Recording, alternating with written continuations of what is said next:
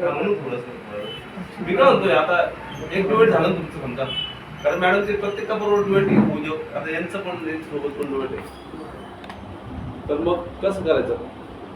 आता तुमचे किती झाले? सोलो एक सोलो एक सोलो कोणतं? जिंदगी हसने गाणे केली आणि दुसरं कोणतं?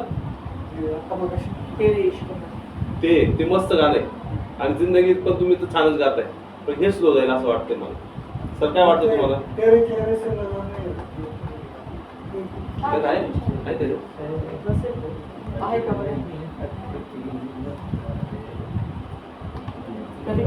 तुमचं मग ते घेताय तुम्ही?